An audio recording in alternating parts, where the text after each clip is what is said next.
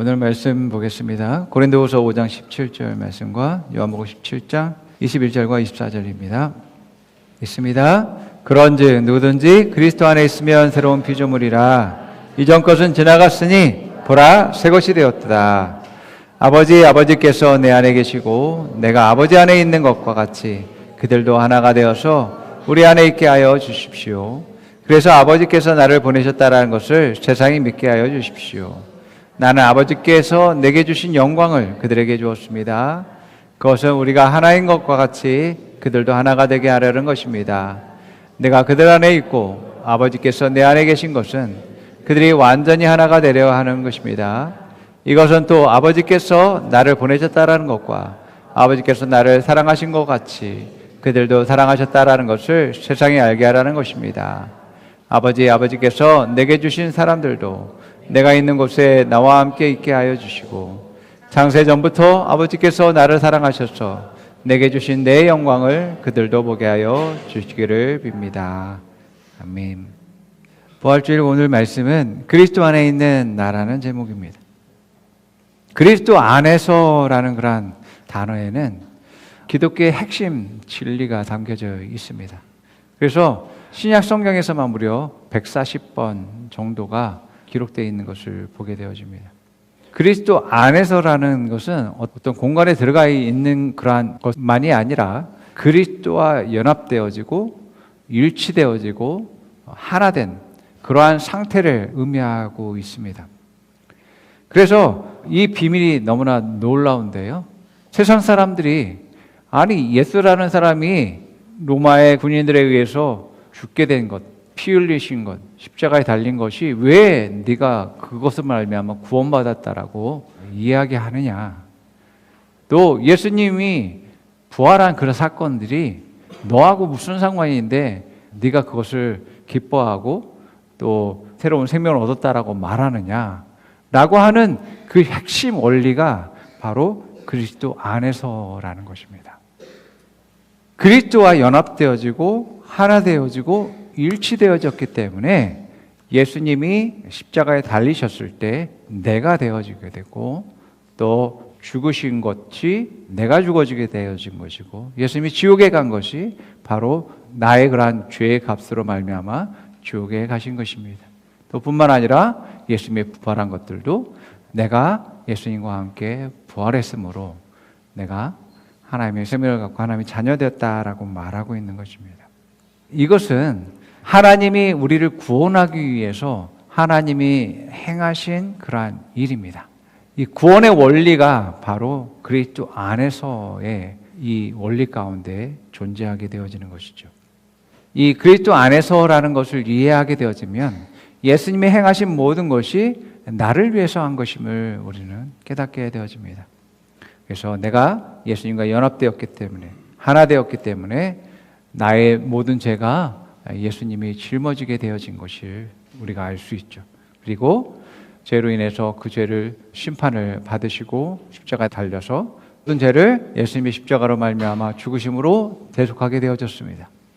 그것이 끝난 것이 아니라 예수님이 다시 부활하심으로 말미암아 우리가 영원한 생명을 얻게 되어졌습니다. 고린도후서 5장 17절처럼 그런즉 누구든지 그리스도 안에 있으면 새로운 피조물이라. 이전 것은 지나갔으니 보라 새 것이 되었다라고 말합니다. 그리스도 안에 있는 사람, 연합된 사람, 일치된 사람은 새로운 피조물이라고 이야기합니다. 이전에는 없었던 피조물, 이전에 없었던 그러한 사람이 되었다라고 말씀하고 있는 것이죠. 예수 그리스도 안에 있을 때에만이 거듭남과 새로운 피조물로의 그러한 삶을 살게 되어지는데 그렇기 때문에 예수 그리스도 밖에는 하나님과 예수님과 전혀 상관이 없는 존재가 되어지는 겁니다. 예수 그리스도 밖에서는 죄사함도 없고 영원한 생명도 없으며 구원도 존재할 수가 없는 것입니다. 우리가 단지 신앙생활이 아니라 예수 그리스도와 연합된 하나 되고 일치된 그리스도 안에 있는 내 자신을 발견하는 것이 너무너무 중요합니다. 여러분 탕자는 아버지 집안에 있었을 때는 아주 귀한 아들이었고 존귀한 아들이었고 사랑받는 아들이었고 아버지의 모든 것이 자기의 것이었습니다. 그리고 그러한 풍족함을 누리면서 아무 걱정 없이 살았습니다. 그런데 집 밖에 있을 때에는 모든 것을 스스로 선택하고 결정해야 될 뿐만 아니라 자기 결정한 것에 대해서 자기가 다 책임져야지만 되어졌습니다. 그런데 탕자가 잘못된 선택들을 하게 되죠. 세상의 쾌락과 유혹들에 빠져서 아버지의 모든 재산을 다 날려버리게 되고 결국에는 빈털터리가 되어져서 돼지우리에서 살게 되는 그런 상황 가운데 있게 되어졌습니다. 자, 이처럼 아버지 안에 있는 것과 아버지 밖에 있는 삶은 너무너무 다르다라는 것을 볼 수 있습니다. 우리가 예수 그리스도 안에 있을 때에는 참된 자유와 평안과 기쁨과 즐거움들이 그 안에 있음을 우리가 보게 되어집니다. 자, 그렇기 때문에 여러분들이 항상 자기 자신을 인식할 때 예수 그리스도 안에 있는 나, 예수 그리스도와 함께 된 일치된 자기 자신을 보는 것은 너무너무 중요합니다. 그래서 그런 내 자신을 볼 때 참된 나는 하나님의 자녀로서의 그러한 나의 모습과 또 하나님의 그러한 생명을 가진 존재, 그리고 하나님의 그러한 거룩함과 의의 본성을 가진 그러한 존재로서 자기 자신을 인식하게 되어집니다. 그러한 인식들이 말을 주의하게 되어지고 또 행동도 말씀대로 행하게 되어지는 일들을 하게 되어지는 것이죠. 예수 그리스도 밖에 있는 사람은 예수님과 전혀 상관없는 삶을 사는 것이죠. 내가 예수 그리스도 안에 있는 나를 인식하고 살아가느냐, 그렇지 않고 세상 속에 존재하는 영이구나 사람으로 인식하느냐는 완전히 삶 자체가 다르다라고 볼 수 있습니다. 여러분, 성경의 인물들이 예수님을 만났을 때와 예수님을 만나지 않았을 때, 예수님과 함께 있을 때와 함께 하지 않았을 때의 모습은 완전히 다르다는 것을 보게 되죠. 베드로가 예수님을 만나기 전 예수님 밖에 있었을 때에는 그의 직업은 어부였고 배를 다루는 것과 또 그물을 던지는 것과 바다에 대한 그러한 지식과 정보를 가지고 있었습니다. 그것이 그의 삶의 전부라고 생각했습니다. 그런데 오늘날 예수님을 만나고 난 뒤 예수 그리스도 안에서 자기 자신을 발견하게 될 때 그 사람의 직업은 뭐가 됐어요? 사람을 낚는 어부가 되어졌다라고 말합니다. 사람들에게 생명을 주고 그들을 구원에 이르게 하는, 사람들을 살리는 어부가 존재가 되어졌다라고 말씀하고 있습니다. 뿐만 아니라 예수님의 수제자이면서 교회의 반석이 되어졌음을 우리는 알고 있습니다. 이처럼 예수 그리스도 안에서 나를 보는 사람과 예수 그리스도 밖에서 자기를 인식하는 사람은 삶이 이렇게 다르다고요. 사도 바울도 마찬가지입니다. 예수님 밖에 있었을 때에는 예수를 저주하고 이단의 괴수라고 얘기하게 하고 교회를 핍박하고 성도들을 잡아 죽이는 일들을 했었던 그러한 열심이 아주 많은 사람이었습니다.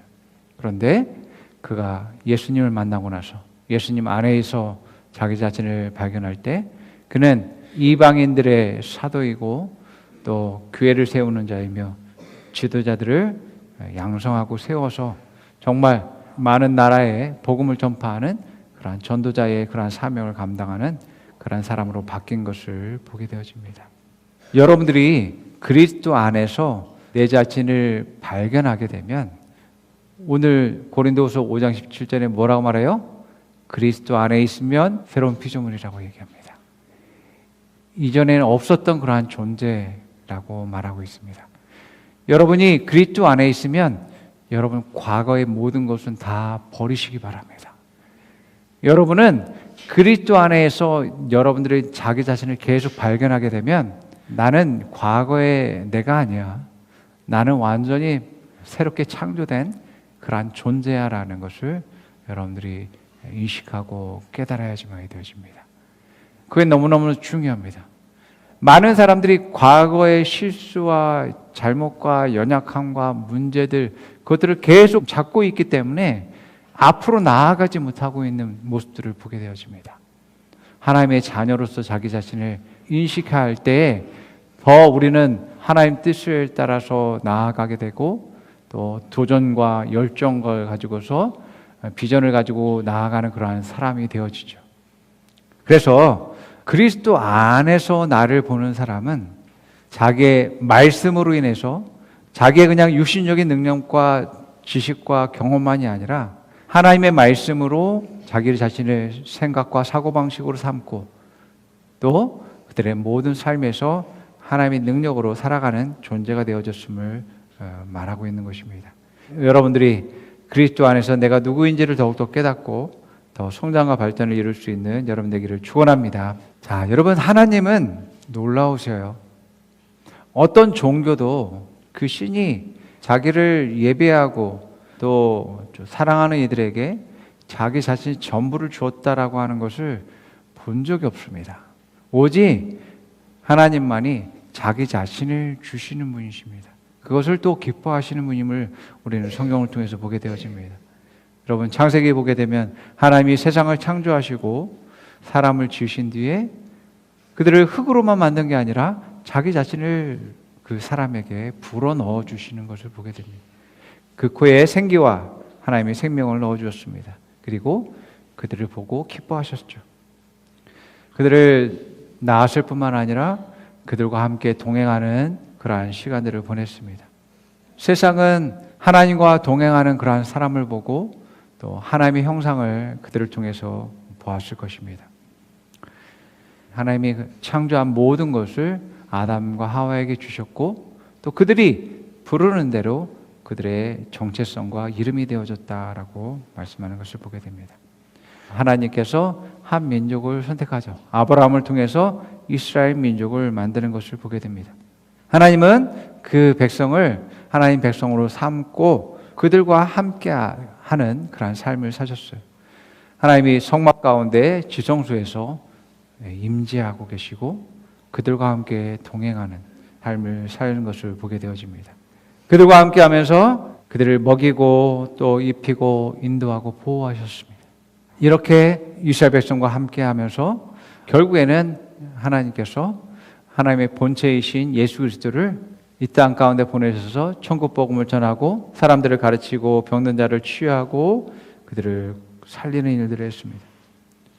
하나님은 예수님을 통해서 이제 한순간만이 아니라 영원히 우리들과 함께하기 위한 계획을 실행하십니다. 그 방법은 먼저 죄를 사하는 겁니다. 그리고 영원한 생명을 주고 그리고 그들 아래 하나님의 영을 넣어주고 영원토록 함께하기 원했습니다. 그 원리가 바로 그리스도 안에서라는 것입니다. 어떻게 죄를 사할 것인가? 또 어떻게 영원한 생명을 줄 것인가? 또 어떻게 함께할 것인가? 우리는 성경을 알기 때문에 그 방법을 어떻게 하셨는지에 대해서 알고 있죠. 그러나 이것은 너무너무 큰 신비입니다. 하나님은 공의의 하나님이시기 때문에 그 죄에 대해서는 반드시 거기에 대한 합당한 대가가 있어야지만이 되어졌습니다. 그런데 우리의 모든 죄는 결국 죽음이라는 판 가운데 놓여져 있게 되어지는 거죠. 이것을 해결하기 위해서 예수님을 인간의 몸을 입고 이 땅 가운데 오게 하신 것을 보게 되어집니다. 그 죄를 대속하게 되죠. 자, 그런데 어떻게 연합하느냐? 예수님이 하신 일이 어떻게 그게 내가 한 일이 되는 거야? 내 죄를 짊어지시게 되어지고 해결하게 된 것인가? 그 원리가 바로 믿음입니다. 믿음이 도대체 뭔데? 내가 믿었다라고 해서 나의 죄가 예수님이 십자가에 달린 것으로 말미암아 해결되어졌어? 우리가 믿는다라고 했을 때 영적으로는 내가 믿을 때에 그 존재가 내 안에 들어오게 되어집니다. 예수님을 믿으면 예수님이 한 것이 내 삶 가운데 적용이 되어진다는 거예요. 예수님이 십자가에 달려서 죽으신 것이 내가 달려서 죽으신 것으로 되어지게 되는 것이죠. 또 하나는 이 믿음만이 아니라 영접이라는 원리가 적용됩니다. 우리가 믿음과 함께 그분을 사랑한다면 받아들이게 되어져요. 내 마음을 열고 그 사람을 받아들이게 되어져. 사랑하게 되어집니다. 바로 이것이 영접이에요. 영접하는 것은 사랑하는 것입니다. 나중에는 하나님의 영이 성령을 보내서 우리와 함께하는 일들이 발생하게 되죠. 이처럼 믿음과 영접함과 하나님의 임재와 충만함으로 말미암아서 연합한다라는 겁니다. 연합한다. 하나 된다라는 것이죠. 그래서 내가 예수 그리스도 안에서 연합되고 하나 되었을 때 하나님은 나를 보실 때 내 아들이다, 내 딸이다라고 하는 것입니다. 내가 예수 그리스도 밖에 있으면 내 아들이 아닌데, 내 딸이 아닌데 나와 전혀 상관이 없다라고 하시는 것이죠. 우리가 예수님과 일치되고 하나 되었기 때문에 나를 볼 때 하나님의 아들로서, 딸로서, 자녀로서 보게 되어지는 것이죠. 요한복음 17장 21절 24절 한번 읽어봅니다. 여기에는 여러분들이 하나 되었다라는 것을 한번 더 주의 깊게 한번 보았으면 좋겠습니다. 읽으면서 읽겠습니다. 아버지께서 내 안에 계시고 내가 아버지 안에 있는 것 같이 그들도 하나가 되어서 우리 안에 있게 하여 주십시오. 그래서 아버지께서 나를 보내셨다라는 것을 세상이 믿게 하여 주십시오. 나는 아버지께서 내게 주신 영광을 그들에게 주었습니다. 그것은 우리가 하나인 것과 같이 그들도 하나가 되게 하려는 것입니다. 내가 그들 안에 있고 아버지께서 내 안에 계신 것은 그들이 완전히 하나가 되게 하려는 것입니다.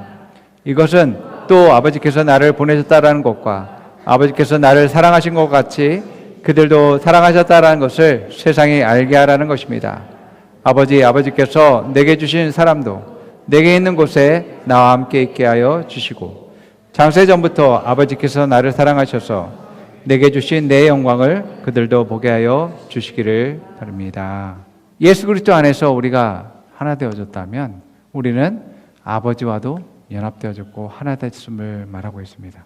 그래서 아버지의 자녀로서의 그러한 영광과 놀라운 그러한 뜻과 계획이 우리의 삶에서 펼쳐지게 되어지는 것이죠. 여러분들이 여러분의 삶에서 항상 내 자신을 예수 그리스도 안에서 내 자신을 발견해야지만이 성장하고 발전할 수 있고 예수 그리스도 안에서 내 자신을 발견해야지만이 소망이 있고 기쁨이 있습니다. 예수 그리스도 안에 있으면 안에 있는 것들을 선택하고 그 안에서 내 자신을 발견하게 되면 여러분들은 물질이든 관계이든 무엇이든 상관없이 여러분들은 그 안에서 기쁨과 소망과 비전과 능력들을 발견하게 될 것을 믿으시기 바랍니다. 그렇기 때문에 여러분들이 여러분 자신뿐만 아니라 여러분들의 배우자, 남편과 아내도 예수 그리스도 안에 있는 남편과 아내를 볼 수 있어야지만 돼요. 자녀들도 예수 그리스도 안에 있는 자기의 자녀를 볼 수 있어야지만 돼요. 그래야 소망이 있고 비전이 있는 것이죠. 여러분, 예수 그리스도 밖에서는 소망이 없습니다. 많은 그런 연약함과 부족함과 문제투성이로만 더 부각되어져 더 크게 보여집니다. 계속 그것들을 보게 되면 소망이 없게 되어집니다. 절망스럽고 결국에는 포기하게 되어집니다. 그리스도 안에서 내가 누구인지를 항상 여러분들이 고백할 뿐만 아니라 그것을 인식하셔야지만이 정말 세상에서 승리할 수 있고 더 성장하고 발전할 수 있음을 여러분들 기억하기 바랍니다. 그리스도 안에 내가 영생이 있습니다. 내가 하나님의 생명을 가졌고 또 영원한 그 생명, 죽을 수 없는 생명, 주의 생명을 내가 가지고 있다라고 말하고 있습니다. 그렇기 때문에 내가 생명력을 가지고서 능력 있게 살아가는 것이죠. 내 삶은 이 세상에서만 살아가는 것이 아니라 영원히 존재하는 존재로서 내 삶을 영원의 시간 가운데서 놓고서 내 삶을 계획하고 살아가는 것이죠. 그래서 이 땅의 삶을 어떻게 살지를 선택하고 결단하게 되어집니다. 두 번째는 그리스도인들은 사단을 정복했다라고 말합니다. 내가 언제 사단과 싸워서 이겼습니까? 바로 예수님이 세상을 이기셨을 때, 정복했을 때 사단의 일을 꺾으셨습니다. 예수님과 내가 연합되어지고 하나 되어졌을 때 내가 승리했고 또한 예수 이름을 말미암아서 그 이름을 선포하게 될 때 그는 굴복할 수밖에 없음을 말씀하고 있습니다. 세 번째는 그리스도인은 믿음을 가지고 있죠. 믿음의 원리 여러분 말씀드렸습니다.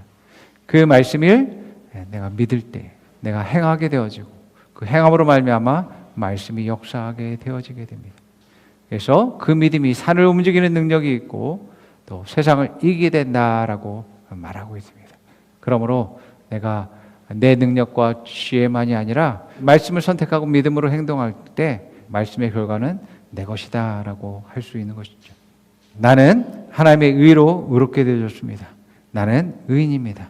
예, 내가 뭔가 좋은 일을 해서 의인이 되었다기보다 하나님의 의의 본성이 내 안에 있고 또 내가 그러한 존재다라는 것을 인식하고서 말씀대로 내가 행할 때에 그의 의의 모습이, 의로운 모습이, 하나님의 형상이 나타나게 되어지는 것을 보게 되어집니다.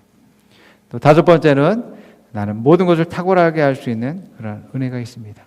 나는 내 능력으로만 사는 것이 아니라 하나님의 능력으로 사는 존재이고 또 내가 말씀대로 살고 하나님의 부르심의 뜻대로 행하게 될 때 나는 그것들이 성취되어지고 이루어지고 형통하는 것을 내가 보게 되어지게 됩니다. 자, 나는 법적으로 하나님의 아들일 뿐만 아니라 하나님의 생명을 가진 실제적 아들이 되어졌습니다. 아들 대신 예수 그리스도께서 나와 연합함으로 말미암아 그 생명으로 말미암아 내가 이제 하나님의 아들이 되었고 내가 하나님을 아빠 아버지라고 부르게 되어졌다라는 것입니다. 자, 그렇기 때문에 내가 하나님의 자녀로서의 아버지 안에 있는 좋은 것을 누릴 수 있고 또 정복하고 다스리는 그런 권세를 가지고서 살아갈 수 있게 되어졌습니다. 자, 그래서 내가 하나님의 의라고 이야기합니다. 나는 하나님의 편지로서 대사로서 다른 사람들에게 하나님의 형상을 나타내고 또 말씀을 전하고 또 구원과 또 그들의 치유와 회복을 전하는 그러한 세상의 빛으로서 살아가게 되어진다라고 말하고 있습니다. 야, 그러므로 여러분 예수 그리스도 안에서 나를 발견하고 예수 그리스도 안에 있는 내가 무엇을 해야 되는지 어떻게 살아야 되는지 여러분들이 그것들을 깨닫게 되어질 때 비로소 증인이 되어진다라는 것을 기억하시기 바랍니다. 여러분 예수님이 어디에 있습니까? 내 안에. 하나님 나라가 어디에 있습니까? 내 안에. 내가 그것을 인식하고 내가 그것을 끄집어낼 때 세상에 나타나게 되어지게 됩니다. 믿음을 내가 가질 때 나타나게 되어지는 것이죠. 또한 뿐만 아니라 여러분 안에 성령님이 계십니다. 여러분들이 성령의 인도함을 따라서 행하게 될 때 그 인도하심 가운데 행하는 그러한 모든 것들이 역사하게 되고 나타나게 되어집니다. 하나님은 우리에게 하나님 자기 자신을 주시는 것을 기뻐하십니다. 뿐만 아니라 하나님께서 주신 것을 사용하고 드러내고 나타내는 것을 또한 좋아하십니다. 이것을 산 제물이라고 표현하고 있어요. 로마서 12장 1절 말씀 한번 보겠습니다. 그러므로 형제들아 내가 하나님의 모든 자비하심으로 너희를 권하노니 너희의 몸을 하나님이 기뻐하시는 거룩한 산 제물로 드리라.